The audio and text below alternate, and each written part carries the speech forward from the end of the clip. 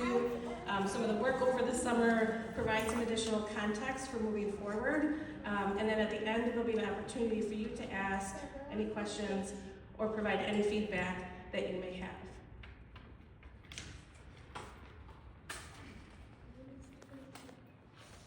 So, with us today, I'm Shannon Izquierdo. I'm the building principal here at Madison Elementary.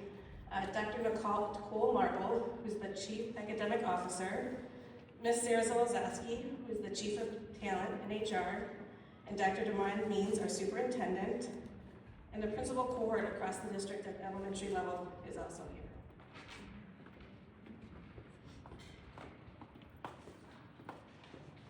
So I wanted to provide a staffing update. We have filled all positions for next year. We are still looking to fill a 1.5 special education FTE. So that puts us at about 95% fill rate for staffing. This year, we have a mentoring cohort that is going to be led by Ms. Isabella Zanzucci, and she's running and has developed an amazing plan for our new educators to the profession. We have another highly effective educator, Nikki Shortino, who's going to be running a similar thing for people who are new to Madison, but not new to the profession. Our student services team is working together to develop professional development that will be really centered on Tier 3 behavior supports and classroom management techniques. I have a question. What's Tier 3 behavior? Tier 3, so when we look at either instruction or behavior, Tier 1 is for everybody. So that's what a typical student may need. Tier 2 is a little more intensive, and Tier 3 is the most intensive. This summer, I worked really closely with the principal at Underwood and our district ELA coordinator to develop a school growth plan that is aligned to district priorities. It will offer a lot of clarity for teachers. I shared with Ms. Petrisco kind of the vision. She's an SK teacher, and she's like, that sounds really good. We're going to be building intentional culture and climate in response to staff feedback. One thing I heard last year a lot was we need more time. So I built in 4 release days for all educators, returning and new, to have 4 days, September, October, November, December, for release time to support whatever needs they may have.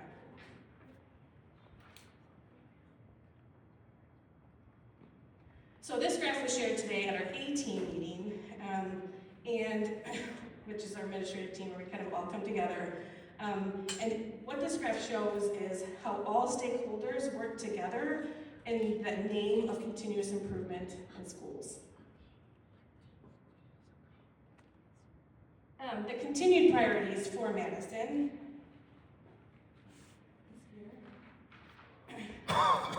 that work began this year are around timeliness, active collaboration with our instructional coaches, pace with our teacher collaboration, active use of student data to create interventions and scaffolds to support student achievement, expected high instructional quality and academic excellence.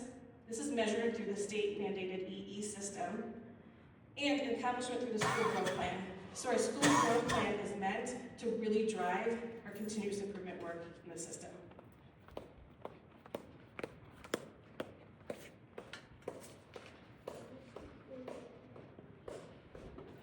And now I'm going to pass over the mic to Dr. Marble. Hi, good evening, everyone. Again, my name is Nicole Marble. I have the pleasure of serving as the Chief Academic Officer in the school district.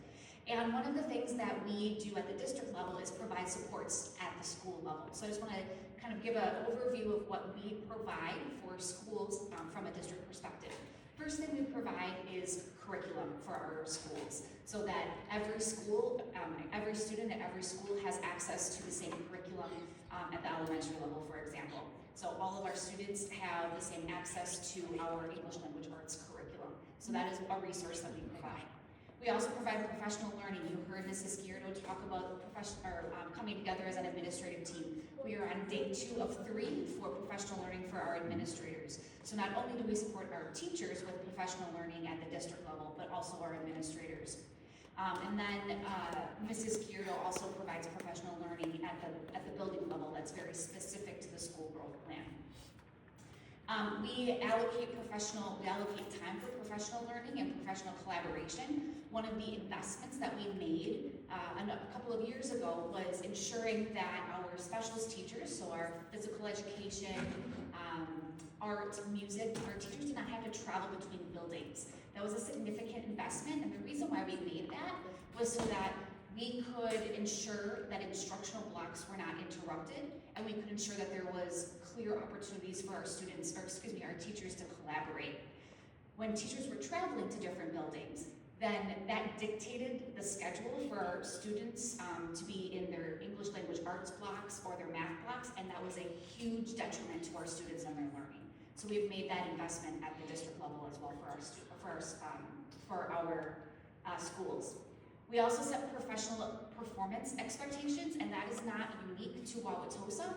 That is state mandated. And so I'll talk a little bit more about what that looks like momentarily. And then Ms. Elizaski.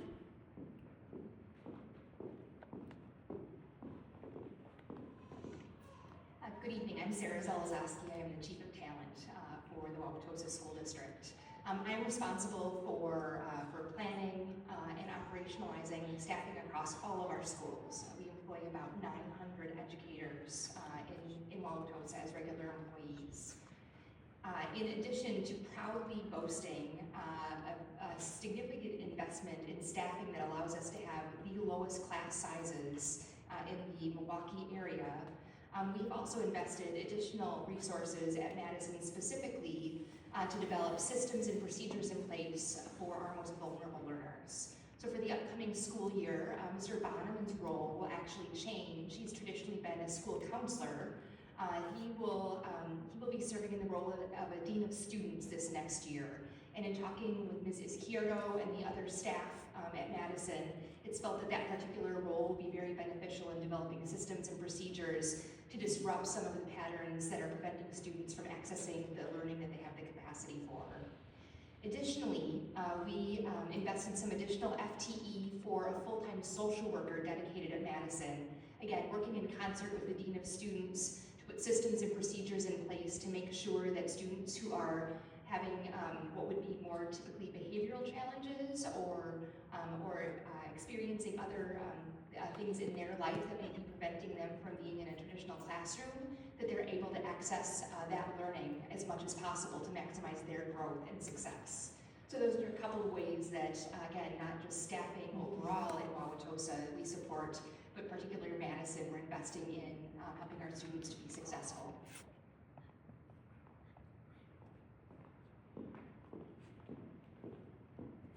So one of the other roles that I serve is being a supervisor to our building principals. And one of the things that I expect to see out of our buildings is that our students are achieving and growing every single year. And I don't think that there's anybody in this audience that would disagree that that is not a priority for us. And so I just also want to acknowledge that what happens in our classrooms is exceptionally important. Our teachers are the most important people in our organization. And as these quotes from different literature, they really highlight that emphasis that our teachers are really important. And the second most important people are our building principals, because they are the ones that are charged with responding to things that are happening in our classrooms. I want to provide a little bit of data. I know it might be a little hard to see from where you are, but I want to showcase this data. This is our reading data here at Madison, where it shows the growth in proficiency from fall to spring this last school year. The line, that's the pink line, that is our 5th grade cohort from this last school year. The lines on the bottom are our 2nd, 3rd, and 4th grade. So when Ms. Izquierdo sees practices that are not aligning with effective, impactful practice, she has a responsibility to address that. She was able to see what was happening in classrooms and predict that this was going to be the outcome. So I know we're here because we are upset with some of our staff departures, and we should be here upset that this is our data. You have data for more than 1 year. I do, not with me this evening. We would please like to have some sort of slide passed on to. We can, For the actually, you know entire- what, I think it's available on our district website. Okay. Yep. Also, I'd like to demonstrate, when we break it down by race and ethnicity, the only demographic group of students that grew in proficiency in reading this year were our white students. We are a majority school, and so we are not meeting the needs of the vast majority of our students. And it's Mrs. Gyurdo's responsibility to address that. This is our math data from this last school year. And as you can see, our first grade cohort grew up to the winter and then plateaued. And then again, our fifth grade cohort is the pink line, and that student group again grew in their level of proficiency from fall to winter to spring. The other cohorts, our second, third, and fourth grade cohorts, they grew in the winter, and then we saw a decrease in their achievement. Again, we break it down by race and ethnicity. We see our white students have plateaued by the yellow line at the very top, and then our other students of other racial or ethnic backgrounds saw a decline in their proficiency in the springtime.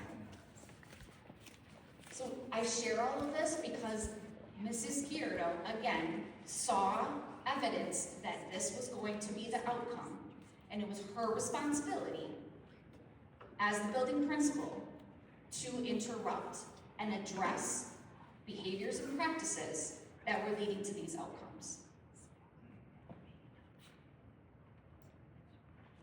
So again, I mentioned we have a statewide expectation of what our teachers are expected to do. This is really, really small. Mrs. Gyurdo, are we sharing this PowerPoint out later on? Yep, we can, and then you can read it in greater depth. I can even link in a more in-depth access to this, but this is a nice one-pager of what our teachers are responsible for, not just here in Wauwatosa, but in the whole entire state of Wisconsin.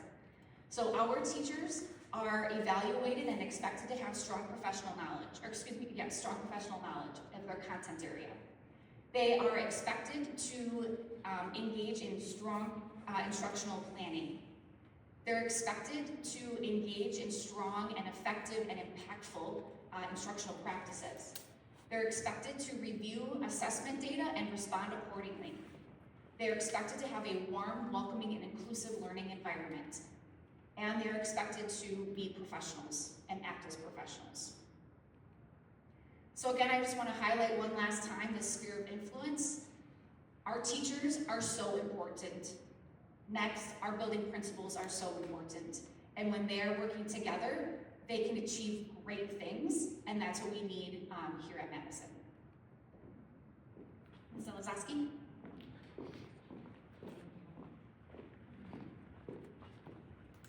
Schools are really unique environments from a human resources standpoint. Not only are they places where employees have experience in the workforce with their employer, but they're also environments where children learn. So we have a multi-layered system of experiences in this type of a workplace. And from a human resources perspective, not only are we accountable to making sure our students are having wonderful learning experiences, but we also want our staff to have exceptional employee experiences in this same environment.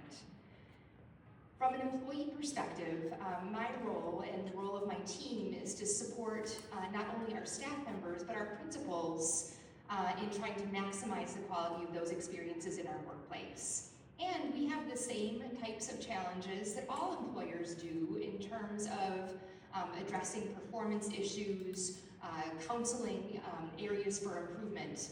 And because we also have students in this environment, doing so is even more important, that addressing those topics is not done so in a way that negatively impacts students. Just like all workplaces, low performers in the workplace negatively impact high-performing employees. When some see a standard lower for other people than they do themselves, that does not feel good in a workplace. When low performers are held accountable for the work that they're doing in the workplace, they rarely see their actions as being the source of that particular problem. These are things that are true of all workplaces, but they are also true in schools as well.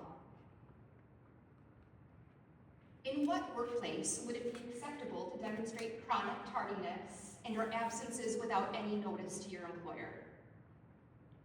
In what workplace would you leave your workstation while you're working with customers? Would you just walk away? In what workplace would you behave in a way that would make your customers cry? What if your customers are students in the workplace? Improperly administer state performance assessments? Where is that okay in our schools? Completing performance assessments on behalf of students, not showing students' own work. Allowing students to sleep or repeatedly skip their classroom lessons. These things are not appropriate in any of our schools where we have a responsibility to make sure students are successful in learning and reaching their potential. And they are not okay here at Madison. Our students deserve better.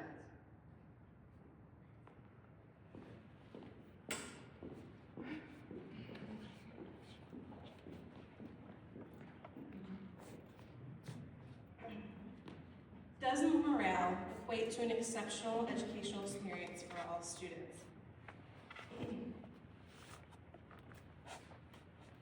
This is historically our forward data, and you can see with the red line, the first graph is ELA, and we have, since 2016, have had more students not proficient in both reading and math since 2016. For the first time ever, we saw in 2023-2024, we reversed that trend and we had more students proficient in both reading and math.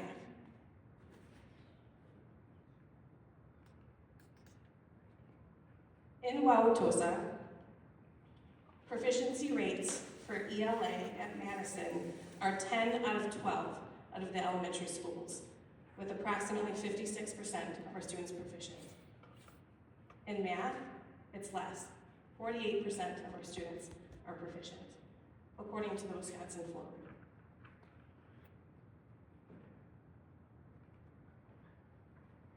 I believe that high morale plus high teacher proficiency is what creates a high-quality educational experience for our students and our staff. I believe that that's the recipe to create a school that is high-performing and joyful.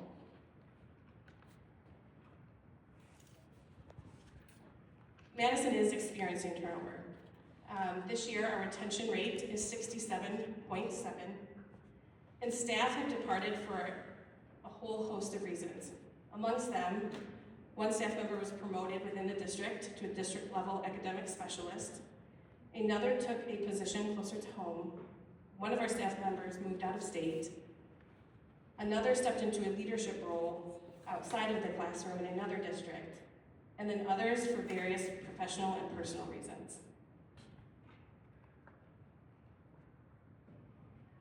Right now, inside Madison, we are building momentum. I received an email from all of the classroom teachers that are returning that said, hey, we want to come to this meeting because we want to stand in solidarity for this work. That's a signal that our team is ready to move forward and is engaging in this work. So I have a lot of optimism in that. I do believe that trust is the foundation for school improvement. And so I think it's a collective responsibility to build that trust through direct communication and transparent communication, and I think we all share a collective responsibility in that. I will be focusing on belonging and retention. As I mentioned previously, Isabella Zanzucci, this is really small, but what she's created is this amazing formula that she will be using to onboard and support our new educators. And at each bottom, it's got this monthly to-do list to make sure that our new educators are fully equipped for this role, their roles at Madison. And I also want to extend the invitation. You all are invited. We'll continue to have these types of conversations through a parent advisory committee. So I would encourage you to come, put ideas on the table, share your concerns in that form. I do want to hear directly from you. The PTA is also a space where everyone can get involved. In closing, I remain deeply committed to this work. When I look at Madison and I look at our students, I look at our staff, the message that I have sent is that this is the team. Our team showed that last year we did increase proficiency rates in both reading and math. I see the potential, I see the possibility, and I remain committed to that work. Our returning staff are showing up in alignment. They're excited about the work, they're excited to create some positive energy around our school. I spoke with one 2 days ago, and she couldn't be here because she's on vacation, but she said, I want the families to know that we are returning because we want to be here, because we believe in this work. And I want them to know that there's a core of us that are still here. The team that's been part of hiring and onboarding of new staff, they're reporting a lot of joy and excitement that the people that we're bringing on will bring to our community. Miss Randall, who is a second grade teacher, a phenomenal educator, will be partnering with myself in a pilot study under Dr. Marvel's leadership, along with Wilson STEM and Eisenhower, on studying student engagement. Dr. Marvel has a theory of action that we'll be testing, and it requires a lot of trust because I'll be in her room every day at the same time, tracking engagement and meeting with her. And I think the magic is here. And I think we're building the recipe to continue increasing the proficiency rates for all of our kids.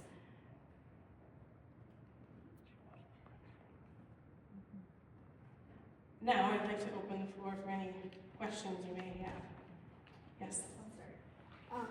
So the data around proficiency is startling.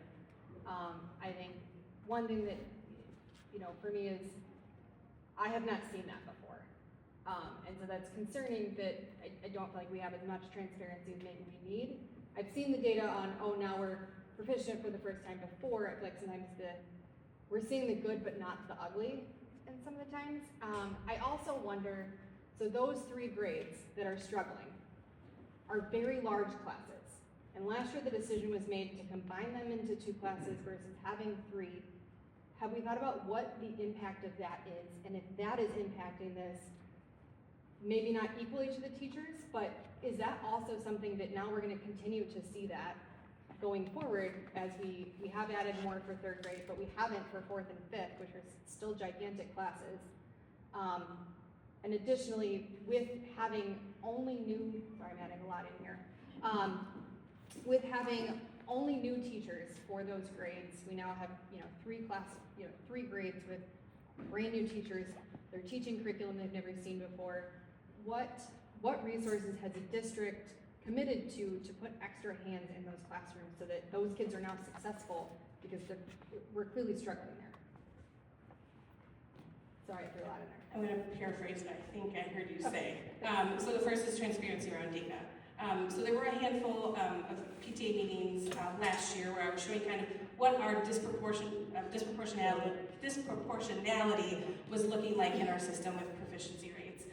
What I'm hearing you say is I want more of that, and so I'd be happy to continue to do that. The second part you said about class sizes. So we did split our 3rd grade into 3 sections, and there's still concern around class sizes in 4 or 5. What Ms. Sarah Zalazowski elevated is that those class sizes are very average for the metropolitan Milwaukee area. And so to that point, coupled with the new educators that are in that space, the district has allocated more coaching FTE to our building, and they're also moving upstairs, so their access will be really great to those that are upstairs in that 3, 4, 5 level. Additionally, because Benchmark is a curriculum that many school districts are adopting, through the interview process, a lot of our educators that we're bringing on board have had exposure to Benchmark. And just for, good evening, everybody. I've been told I'm loud enough, I don't need the microphone. The class sizes, Ms. Zelazowski, please correct me. The class size for the incoming 4th grade is 15.5? Correct. And the class size for the incoming 5th grade is 22. 22.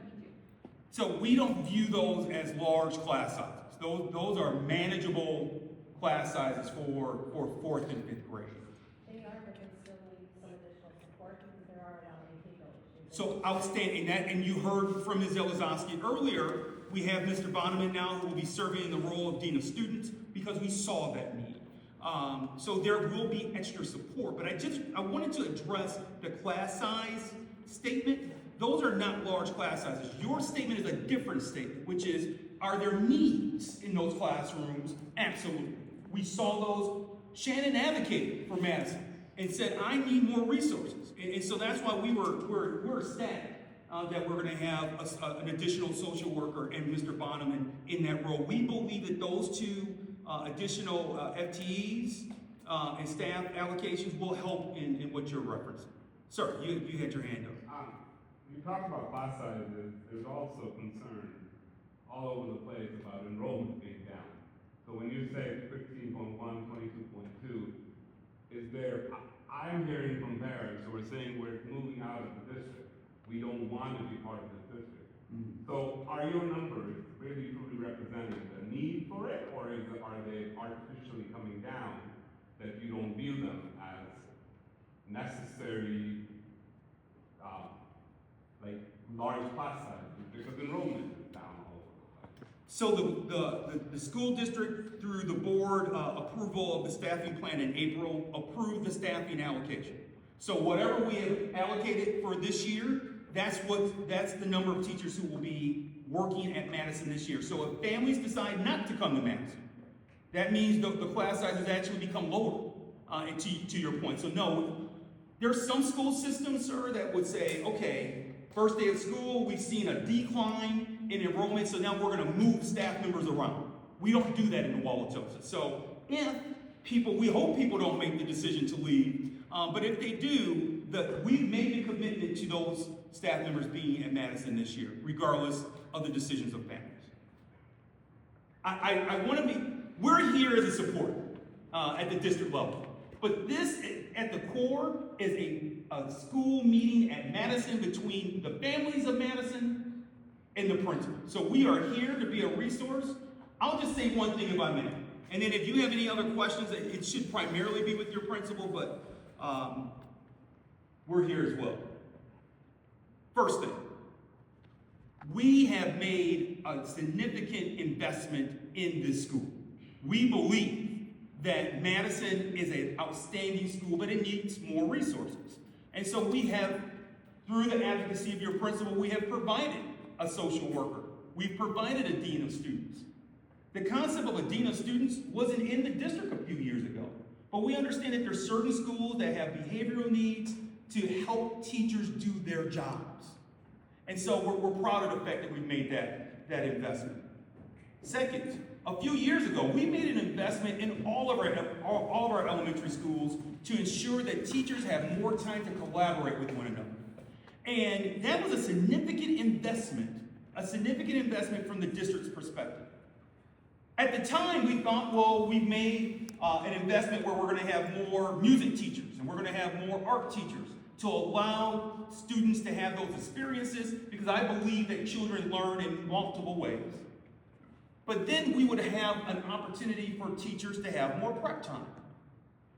Shannon and her colleagues, all of our elementary school principals said, Dr. Means, Wauwatosa School District leaders, we believe that teacher collaboration is critical. We believe that teachers sitting down with one another and looking at student data is critical. And so we use something called PACE. PACE is an acronym. It stands for prepare. Teachers want to prepare. Align, collaborate, and engage. So that's what the acronym stands for. And so we use PACE time, not just on Wednesdays, but throughout the school day and throughout the school week to ensure that teachers are preparing, aligning, collaborating, and engaging with one another. That's what you want your teachers to do. The last thing I would say is this. Through the interview process, people were ecstatic about the hiring of Shannon because of her commitment to educational equity. You heard it said earlier, Madison is the only minority-majority school in the Wauwatosa School District. So we stand proud of the fact that she's doing her job to address performance when it needs to be addressed. Do we want teachers to stay? 100%. But we want high-quality, hard-working teachers who are focused on making sure that every child learns. And if there are situations where that's not happening, we have something called educator effectiveness that is not just in Wauwatosa, but is across the state that we utilize to document how we can support people. Please note what I just said. On how we can support people. We're not asking anyone to leave, but we want to give feedback. We want to create an environment where people take feedback and then they learn and grow. We're a learning institution. We don't want anyone to leave. But we do want people to commit to having a disposition where they're prepared to learn and grow, especially in a building like Madison. But again, thank you for my opportunity for a second. If you have other questions for us, I will engage. But this, again, your principal, your school. I have a few points, unless somebody else wants to go real quick. Go ahead. I'm sorry. So can you please explain what Mr. Bonneman's role will be now? My daughter will be going into 4th grade. She has obsessive compulsive disorder. She struggles with a lot of anxiety. He has been needed in her time here. So will he still be available to the kids? Yes. Okay. And what excites me about his role as dean is the fact that he's coming to that position with significant experience in restorative practices and guidance counseling. So I think his background and his experience is really going to elevate his effectiveness as dean, and he will still be a member of the student services team. So I think like students facing, a lot of it will look very similar. Mr. Bonneman and I work step in step together almost on everything. So when I was advocating for that at the district level, and when Ryan and I were fleshing out Mr. Bonneman that plan together, I was like, Ryan, I don't really see your role changing much because we work so closely in that capacity already. So he will 100% still be available in that capacity for your daughter. Yes. Is the school counselor role being replaced, or he's doing both roles now? So, yeah, the school council role is not being replaced. Most elementary schools in our district have social workers, and so we are bringing on a social worker. May I weigh in on that one? This is your meeting. I don't know why I continue to talk. We have a chief of pupil services. His name is Luke Pinion, and I would urge your PTA to invite Mr. Pinion to one of your meetings this year. But the vision that Mr. Pinion has for all of our schools is that a social worker has a certain perspective and skill set where they're working with families, and it's more of a in the community but also in the school mindset that it's our service delivery model that we believe that a social worker has more impact than a school counselor. We believe that school counselors, especially at the secondary level, have a different perspective that can be leveraged in a different way. So it's more of a service delivery model that we're looking at. So I wouldn't say that it's replacing, Mr. Bonneman has been replaced, but it's in the form of a social worker versus having another counselor, because we believe at the elementary level, we want to make sure that there's an overlap between working with the family and outside of the school day, and then also working with the family within the school day. Yes. I think mine is more of like a feedback thing. So for me, as a parent, and I have a brown child, and my child has a 504. They can't tell y'all that, but I can. So I'm telling you he has a 504 because he has ADHD, and so, like you, there's some supports and things that he has needed. And so, one of the things that I would say that kind of has taken me aback, that I somewhat took a little bit personal, I would just say that, about the upsetness that I've seen about the changes and why and all the questions, is because there was an opportunity given, and I don't even know how far back it was, but it was before Shannon got here. Because my son's been here since JK now, and he's going into 3rd grade, so it's been a little second that I've been at the school.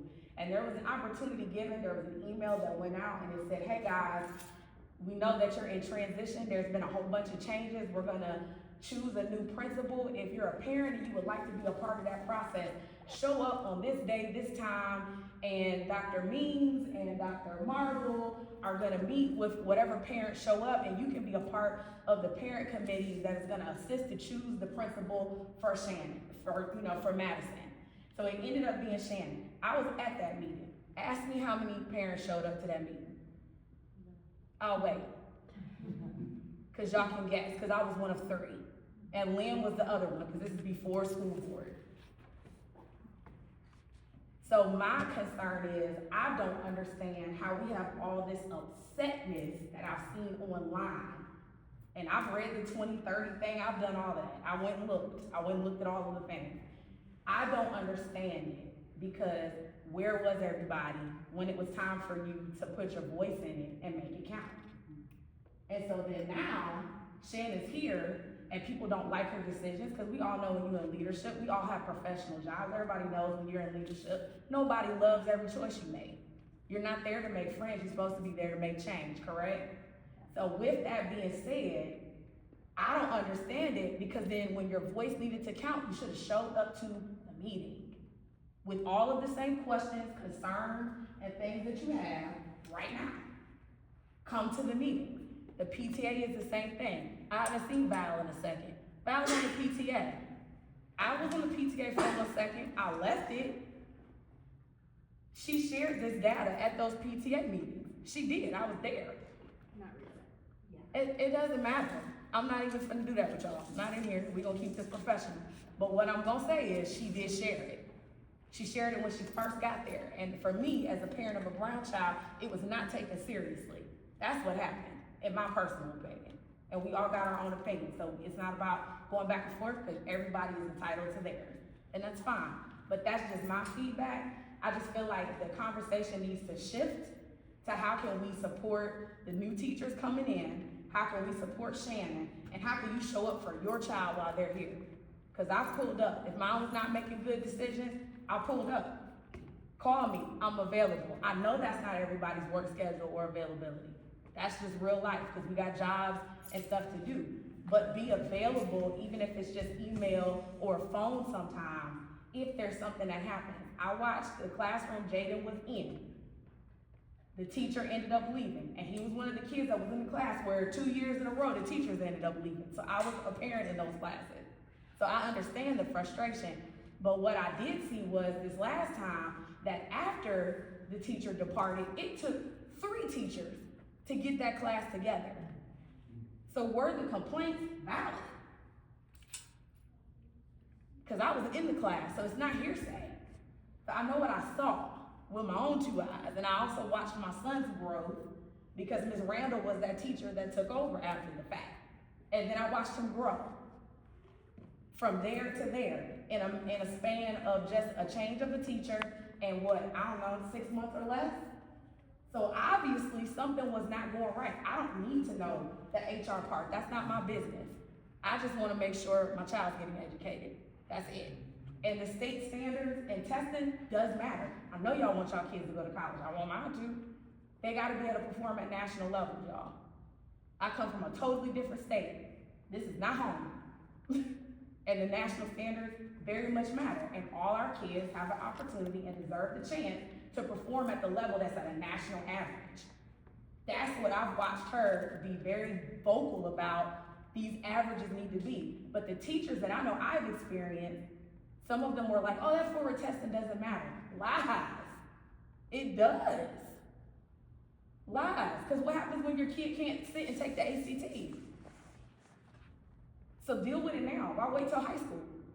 That's why they're young at this point. Magic Mentors is something that's available. Does your kid need it? Ask for it.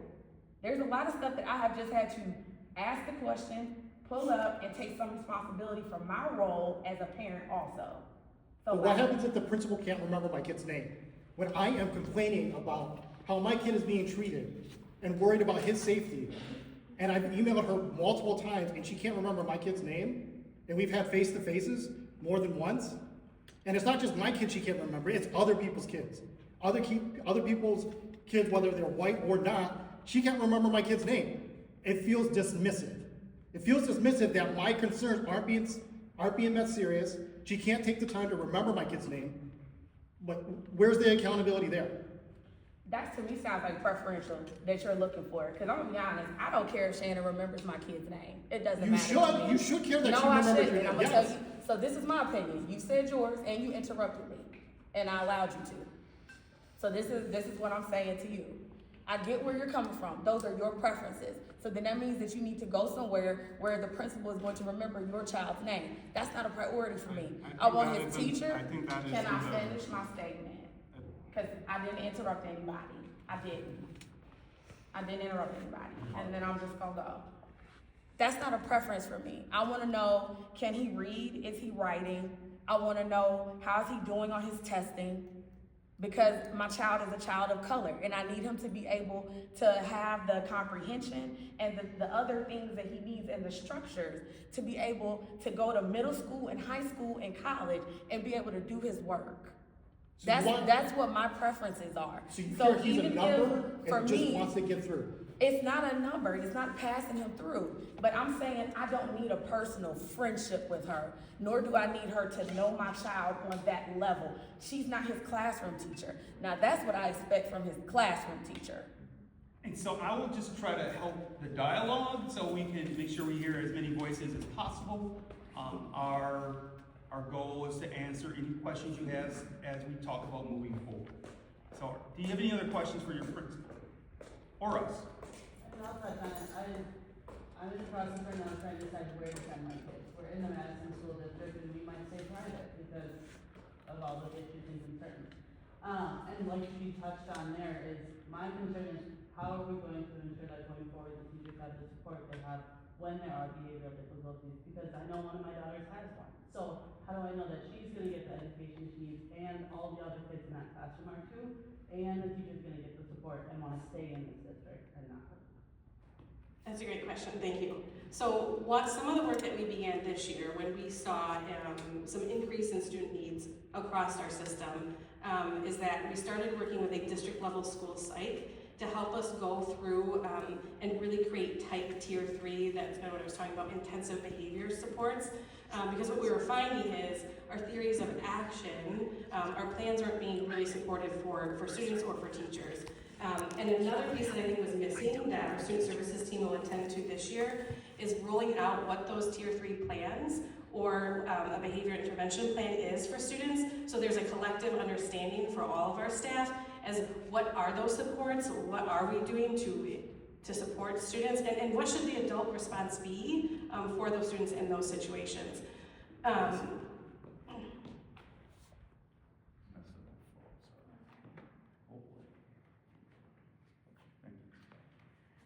And our social worker will also be a part of that, which we didn't have at the table before, which comes with a whole different skill set.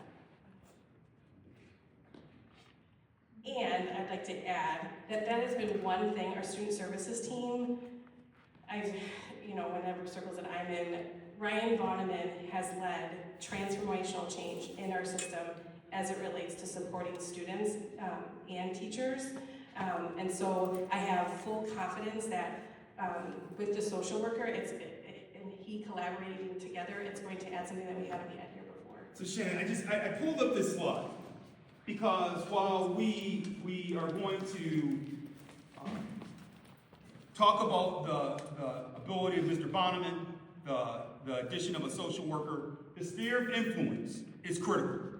One of the main themes that you should take away from this conversation tonight is we've charged Shannon into building the capacity of the teachers. And what you heard from Dr. Marble, she said that connection between the teacher and students is critical.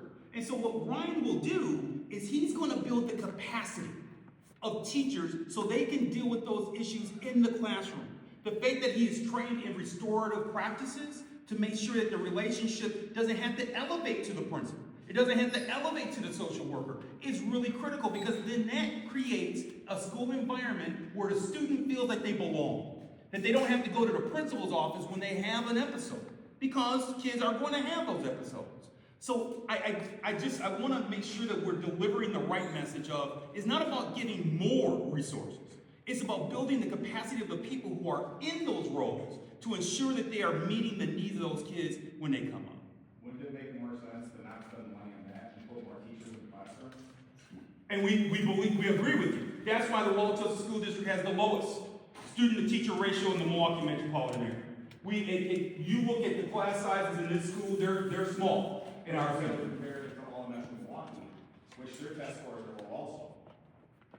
It's compared to Elmbrook, it's compared. When we say metropolitan Milwaukee, we mean all the surrounding school districts around Milwaukee, not just Milwaukee Public Schools. How does Madison compare to the rest of Wauwatosa School District from average class size? It's actually lower than Lower than. More attention? Yes. And it was intentional, sir. That was intentional understanding the needs of Madison in particular. There was a hand over here first and then a hand here, so we just want to make sure we're going in order. So you kept talking about transparency and like the data from last year's tests that I don't know if any parents knew that it just plateaued in the middle of the year. So like going forward, what transparency, what does that look like for the test numbers? Are you going to be sending out like updates each time they do the tests? Like what kind of communication would we be expecting from you? Yeah, sure. I would be, so today we showed two different standardized assessments. We showed STAR, which we administer 3 times a year. I'd be happy to provide those updates at a PTA meeting. And the forward, the reason why that data you haven't seen is because it's not public data yet. I'm sorry. But I just confer with Dr. Marble as well. I think one thing that I would just ask the Madison school community to think about is you receive individual scores of your students' STAR information. So I would encourage the PTA to say, Shannon, it's time. We received our individual scores, so now we want to hear how did the school do. Yes, sir. Okay, so now you're talking about PTA. Yes. So the PTA here has been demolished. That's what I've heard, yes. So you're saying, like, a couple times now, you've said, have people come to the meeting, have this. How are we supposed to do that as a PTA if we have 4 people show up? We hope that tonight's energy is sustained throughout the year. We hope that people come to the PTA meetings. You have a principal who wants to engage with your PTA. And so we view, at the district level, we view the PTA as or the PTO, depending on what type of organization you have at your school. That's a critical conduit for feedback between families and administration. So we hope that people re-engage. You have a principal who has shared with me privately that she's committed to ensuring that relationship is strong. She said it in her presentation. So I think I'm really optimistic about the opportunity of collaborating with Shannon through the PTA. My question was, I know, Mr. Bonner's role is going to be trying to equip the teachers to deal with those students who are having those behavioral issues. I don't know, do we have paraprofessionals in some of the classrooms? Because I know some of the kids just have very big emotions, and it's so hard for that one teacher to be dealing with that while also trying to instruct the student. So we can have maybe more classroom helpers, even if it's not necessarily a paraprofessional. We do have educational assistants that work with students and teachers, yes. Yeah, so we have 2 EAs in our building and we have 4 special education EAs.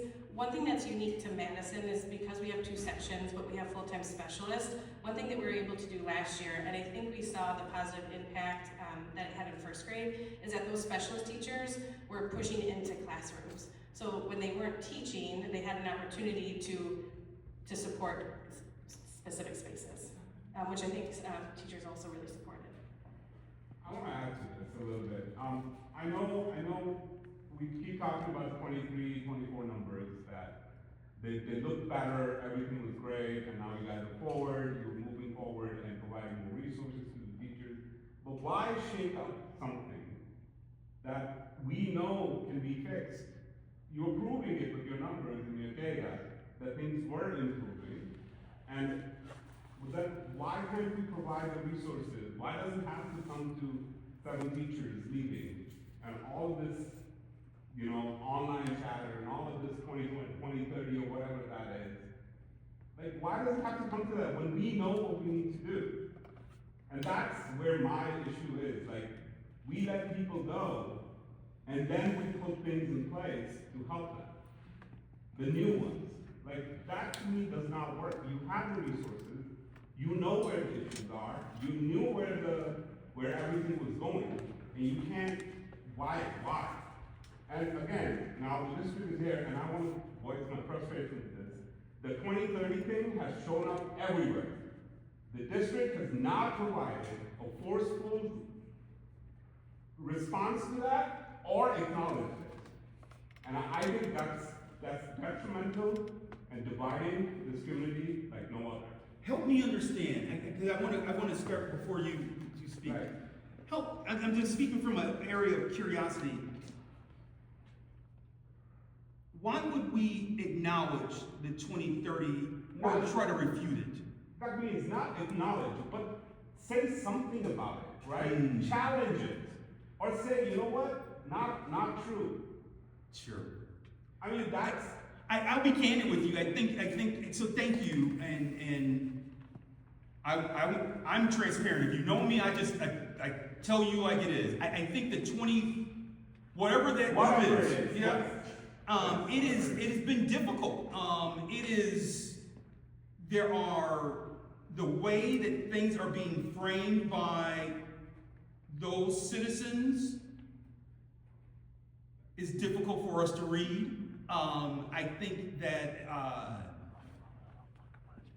democracy is such where you want to respect everyone's perspective. We want to continue to respect people's perspective. You said that by us being the district not responding is creating division in the community. I would respectfully say that we have provided, there's a policy. The policy is 9130. If people have complaints, even the people who have cited their complaints on 2030, they should use policy 9130. That's proper governance. To date, there has been no complaint filed through policy 9130. So that is a policy. And so if people ever have complained, or they can come and speak to the superintendent, they can come and speak to their principals. There are mechanisms where people they can use and they have not used it. I appreciate your statement because we have been, at moments we've been paralyzed. Some of the statements from this group is so shocking. How do you respond? And we do understand that by not responding, it creates this chasm, this division, if you will, in our community. We're not trying to expand that division. I think what I would say is this: we have decided to put our heads down and do good work, and to prove to people who are watching that we're committed to doing good work versus engaging and trying to refute the oppositional framing that others in the community have chosen to do.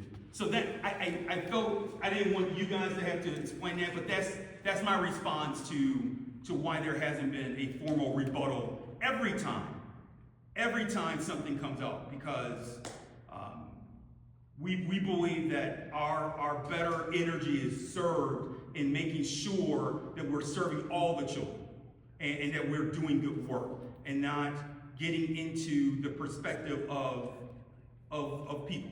We want to respect it.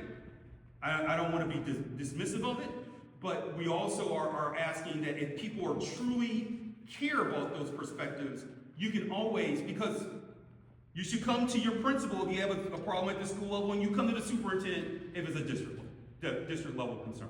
And I'll stop there. I just wanted to respond to the question that you had around why were we doing anything earlier? We were. That was what Ms. Izquierdo was doing. She was providing feedback to staff.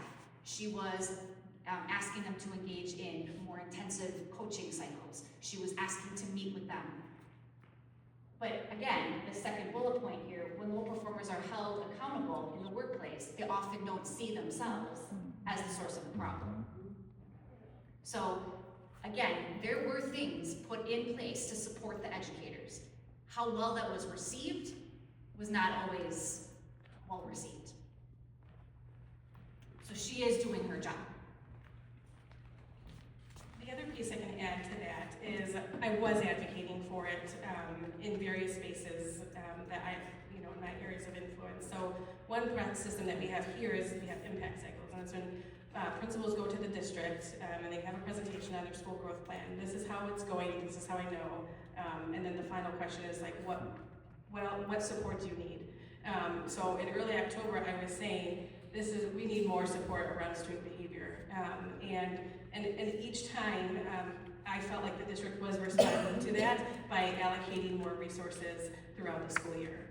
So it did begin quite early. What additional resources were allocated by the district throughout the school year last year when you came to them and let them know that you needed more help? So they allocated time through the district level school site. That's sort of what I mentioned earlier. So for students with real significant needs, she came to our building and for hours and was helping develop some tier 3 plans for kids. We also added an additional FTE for special education in support of our students and teachers.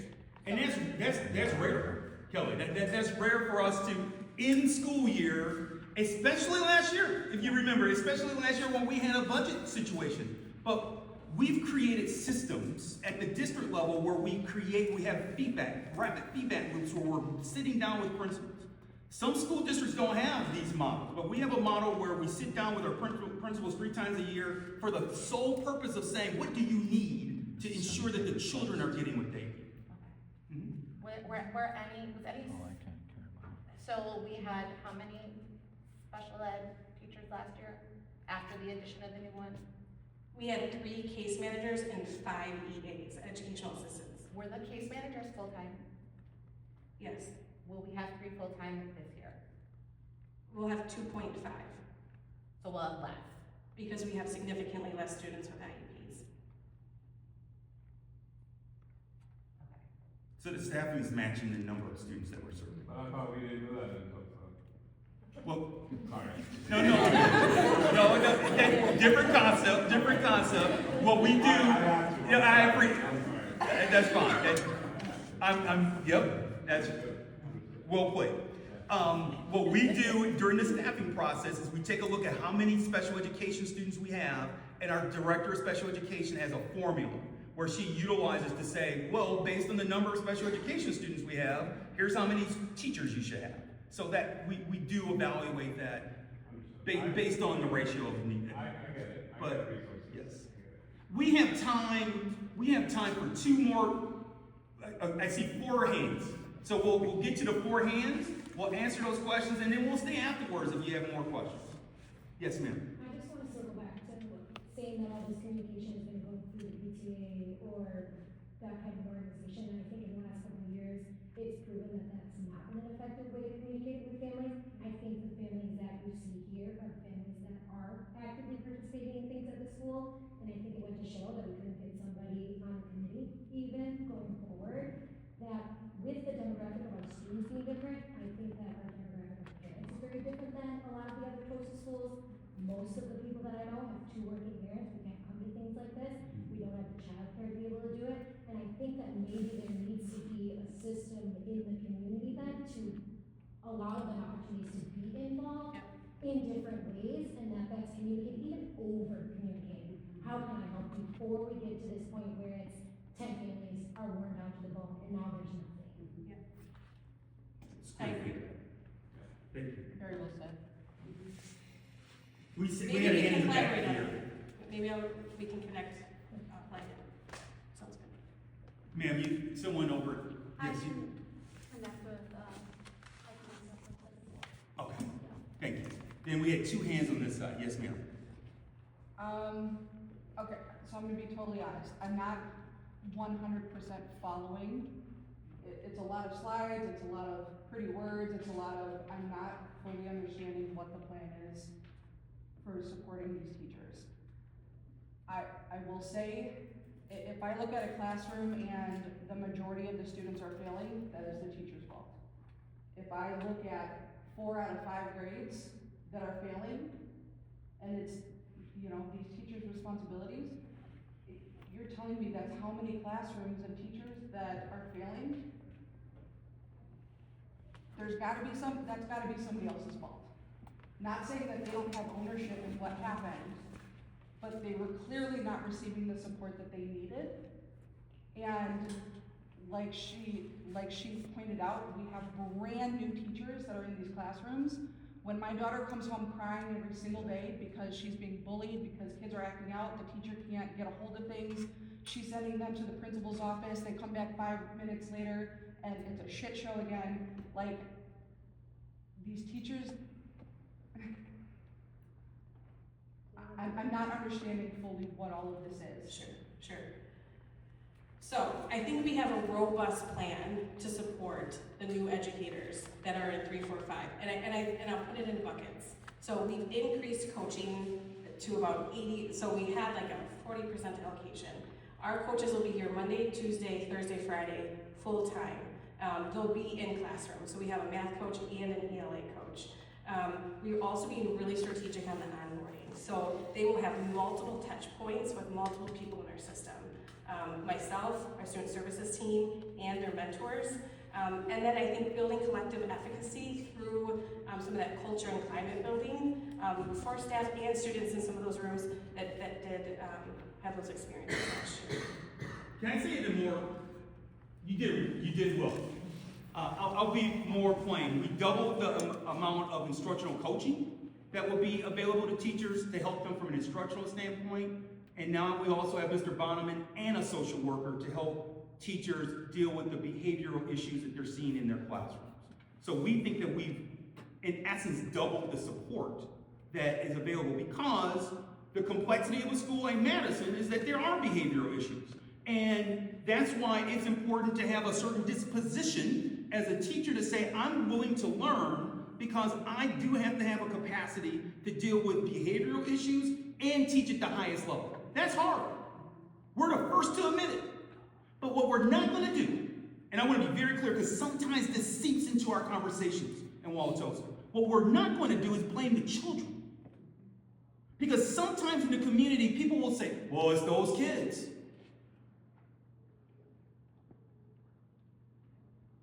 And that hurts me, especially when people say, it's those kids.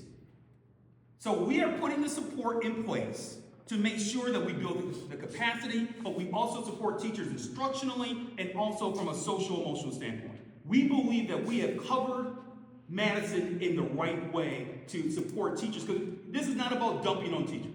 This is about supporting teachers and giving them feedback. But I want to be clear.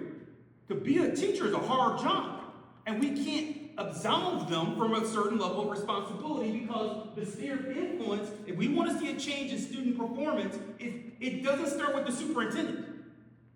My job is to make sure that there's resources allocated, and we've done that. The job of getting in the classroom and teaching young people how to read and work with complex numbers is in the classroom between a teacher and a student. Ma'am, you have the last word. Or the last question in the large group. I wondered about enrollment and timing of when kids are enrolled. In first grade, in her JK class, it should have been 2 JK classes, but because of how late kids enrolled, it was 1 class. And then last year, a number of kids were added to their class because they're enrolling later. And then that's when the behavioral issues cropped up in the class. So I'm wondering, right side a couple months into the year once you actually see what the enrollment is and what the actual IEP numbers are, because I feel like if you're basing upon who's enrolled now, you're not catching all the kids who are Yeah, so are you speaking to last year's JK, No, I was in general? yes, last year, but like we get our class with their class picture, and then there's like kids missing because kids are coming in to class later after the first day of school. I'll try this one. I'm just like, do we So I- different than other schools in that we have like people who are home not when they're supposed to? May I start? Please do. I used to be a principal, I really enjoyed it. I would say of our elementary schools, Madison and Eisenhower are probably the most transient of our elementary schools. And so we do see a lot of movement in and out. And sometimes those class rosters are not solidified and finalized until Halloween, late October, early November. That happens. It's really, and I know, and this is where I will pass it off, that's why it's really important for the teacher and the principal to work hand in hand to look at who's coming in. We have found, you would think in 2024, 2025, that education would find a better way of passing the records on from one school system to the next. And I hate to say it, but we're still bad at it. And so we have young people who are coming from one school system and coming to ours, and we, in some cases, we don't know what their needs are for weeks or months. And so what's happening is that we are engaging our school psychologists and Mr. Bonneman and the principal to just give an analysis. So that's part of the challenge. I would say, just big picture, staying high level with the response. Madison and Eisenhower are two schools that we have tracked that we do see more transient movement. So can we have extra support then because we have? So Mr. Pinion and I have started to look at, so what does that look like for support for the entire district? Because we know we have at least 2 schools that are having that level of transient work. We also know that young people who move into our school system at the secondary level need more support as well. So what it will mean is I may have to come to the board at some point and ask for more resources. Now, in our community, people are saying we don't want to spend more. But I hope all of you remember the conversation I'm having now. We know that there are always needs. There are always emerging needs. And we can always get better. Part of getting better is providing more resources. More resources in our profession means personnel. Personnel means money. And so when you hear people on social media say, they're spending money, keep in mind that if that's the narrative, it hurts the ability of the governing board, of our leadership team to be creative in finding ways to support families. But that's a long way of saying we understand that there's a need. We understand that there's a need for maybe some type of transition social worker or transition teacher to help people move into our school system more effectively. I think some sort of like tracking or behavior tracking of number of IEPs and then adjusting the support staff that goes along with it would be beneficial. Thank you. I think Dr. Means' budget went up 100% this year, so maybe you could offer something from your own personal line item. You wouldn't have to. 0% raise for the last. You wouldn't have to go to the board or anything. Dr. Means has gotten a 0% raise for the last 2 years. Stop with the personal. I apologize, but this meeting is a neighborhood school meeting. Thank you. Yeah, this is no place for politics and nothing like that. I want to thank you all for being here. I want to also make sure that you hear from all of us that we don't want to lose any teachers. Give me 1 second. We don't want to lose any teachers. The teachers that we do give feedback to, we want to make sure that we're helping them grow. We don't want to ever ask someone to leave. We want them to grow. But in cases where they don't have the disposition, then they have to make a decision and we respect it. As we pointed out, and there were people who left the building at Madison this year where it was not just because of the expectations and the accountability. There were other factors. But we want to also make sure that you know that we want to work with the PTA. That's important. I see our area council president, Rita's here as well. We believe strongly in our PTA. Your passion for your school is important to us. And we hope that we can harness the energy and the concern.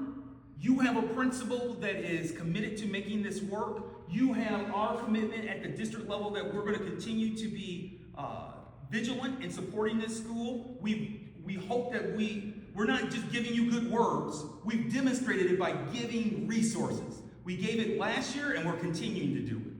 And so Madison is important to us. I'll conclude by saying, and then I'll come to this, you're going to be the last question, at least large group. As the only minority majority school in our system, we all have we have a responsibility to all our schools. We have a deeper responsibility. We claim to be the equity district.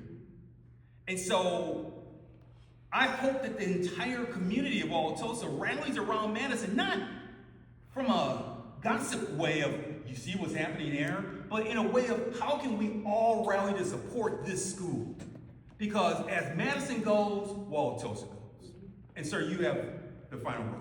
I just want to say that our kids, we got two that fall in the lower tier fourth grade, right? Right in that third, fourth grade, right? And they've been here since they started school. And everybody's here for their own concerns. Our concern, our kids do well, right? The teachers, I'll start by saying this. Both their teachers are gone, right? Fine. But the communication with their teacher and their teachers were a huge reason why our girls got up and they come to school. Every day. They love their teachers, right? And when you talk about teaching, you can bring somebody in to teach, but they gotta care about my kids like those putting them down. You know what I'm saying? We do. Because it ain't just about teaching, right? Because I don't want mine, they'll help out, mine will help out in the classroom any way they can, right? But I don't want mine to feel, I don't want their new teacher all of a sudden wake up, my kid's like, I don't know school, right? You know, I'm not saying that's gonna happen, you know, that's just, but what I'm saying is I couldn't have picked a better teacher for my kids than what they lost. You understand what I'm saying? I just wanna make sure that's what you replace them with, something like that. I can't speak on everything that went wrong. I don't know. That's my concern, right? My kids have it.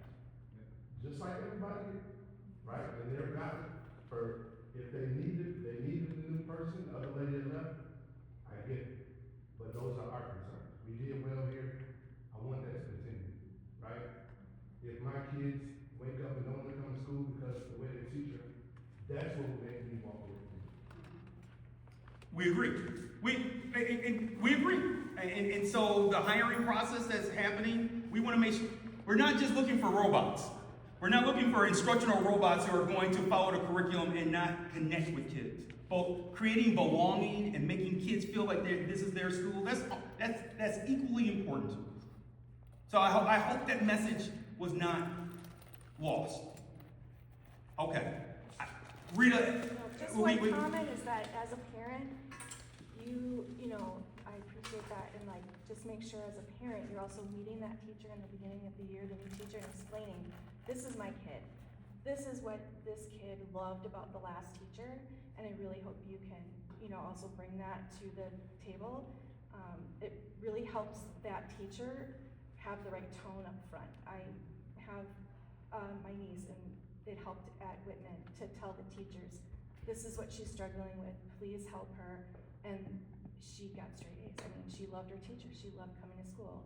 So it ended up being great, but it really, I think, was huge that I took the initiative to meet with the teachers and tell them, this is what she needs, this is who she is, and let's work together, you know, as parents and teachers to help our kids. It's a pivotal moment for Madison.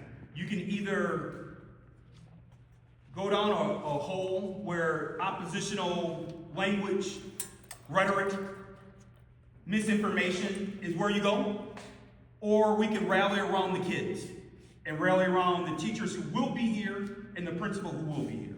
We're asking you to do the latter. We will stick around if you have any other questions, but thank you. Thank you so much for being here this evening.